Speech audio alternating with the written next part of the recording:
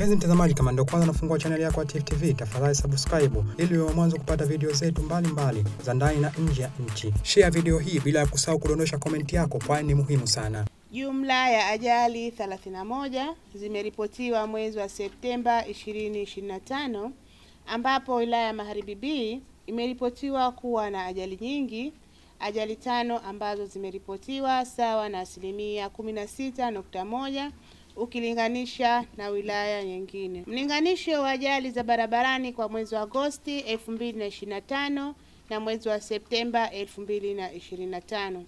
Idadi ya ajali za barabarani zilizotokea mwezi wa Septemba 2025 zimeongezeka kwa 19.2% na kufikia ajali 31 kutoka ajali 26 kwa mwezi wa Agosti 2025.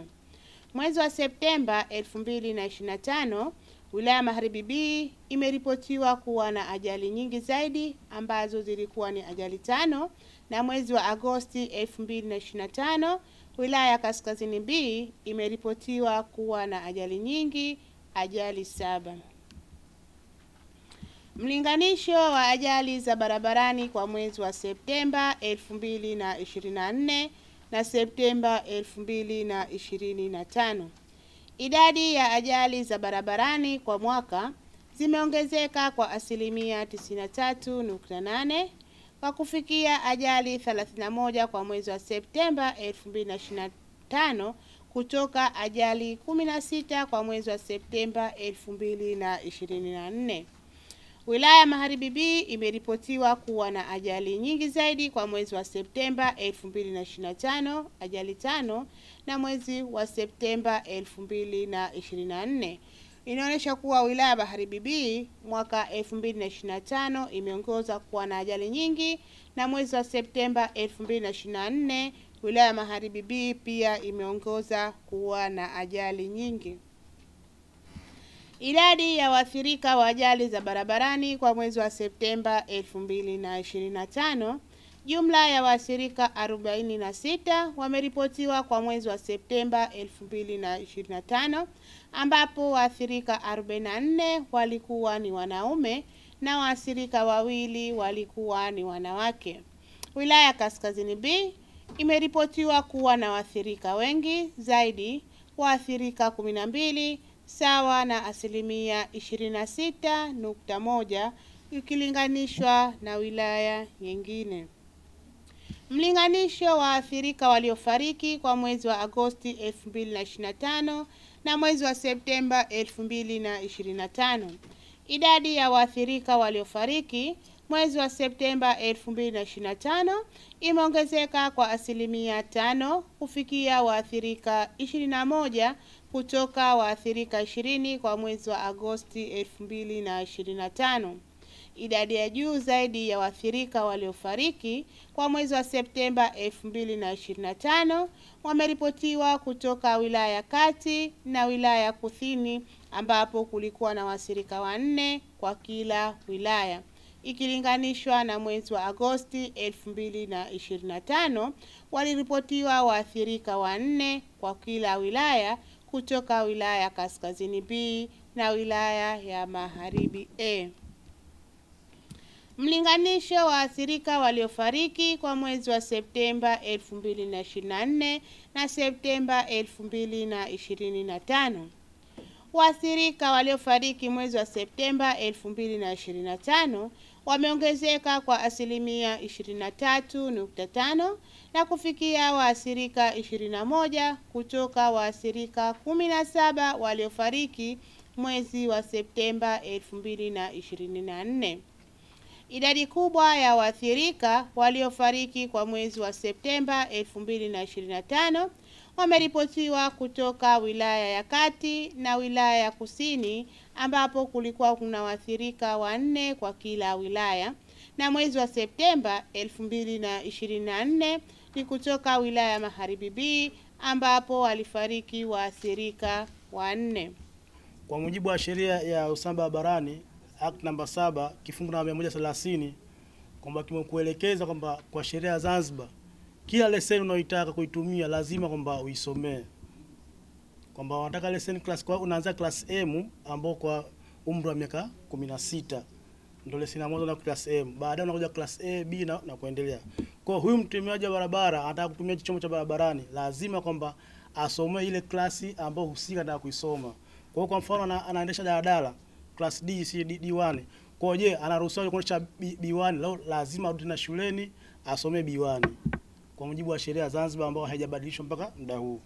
Na uwezo wa kushauri katika hili katika mamlaka husika ambazo zinaratibu ile au natengeneza ile miundombinu ya barabara, namna gani ya kuwatengezea wale wahusika au watembea baskeli. Lakini vile nitoa elimu kwa waendesha baskeli kwamba hawa ni kweli kwamba ni waathirika wakubwa wa ajali za barabarani, hasa katika maeneo ya mashamba, kwamba wanatembea baskeli baskeli zao hazina taa au hazina visibility yoyote ambayo kumuonesha kwamba yeye yuko barabarani, kwamba yeye mwenyewe ajihatarishia maisha anapokuwa barabarani. Hivyo kwamba ushauri kwamba dereva baskeli hii kwa salama kwa lazima avae kwa reflector ambayo itamuonesha mtu ambaye anakuwa mita 100 atamuona kwamba kule kuna mtu ambaye kwa nyakati za usiku. Vile vile kwa usalama wake basi apite ile sehemu ambazo anaenda kwa miguu ambazo zitamsaidia yeye kuwa salama kwa nyakati zile. Jeshi la polisi linajitahidi. Mfano mdogo tu, hivi karibuni nilipanda gari ya abiria nikiwa nipo kiraia. Ile gari kila ikienda ikawa inazidisha. Kaifika kipindi askari polisi akaipiga mkono, akatoa risiti ya kuzidisha abiria. Nikamwambia muongeze na nyingine kuchukua kwa njia ya hatari. Wale raia waliokuwa mule kwenye gari wote kaalama kwangu mie. Nikaonekana mimi ni mbaya. Kwa nini we sijui vina atakula wapi we? Sasa jeshi la polisi linajitahidi. Chanzo cha hizi ajali kuzidi ni raia wenyewe. Kutokana na elimu tunatoa kila kona. Tunajitahidi kutoa hizo elimu. Tunajitolea, yani mfano tunaenda kwa masheha, tunaenda kwenye vijiwe, tunaenda sehemu tofauti tofauti. Tunaenda kwenye maalfadi huko, yani sehemu tofauti tofauti kutoa elimu kuhusiana na ajali za barabarani. Lakini unakuja kukuta hao raia wenyewe wapo tayari, yani wanamtetea konda au dereva. Wakati mle kwenye gari unakuta kuna roho za watu sijui wangapi. Lakini wengi wao wanakuwa wanatetea. Kwa hiyo hapo mengi ni raia wenyewe. Ili tuzipunguze hizi ajali, tushirikiane kwa pamoja. Sio jeshi la polisi peke yake. Tunavyojua hizi ajali za barabarani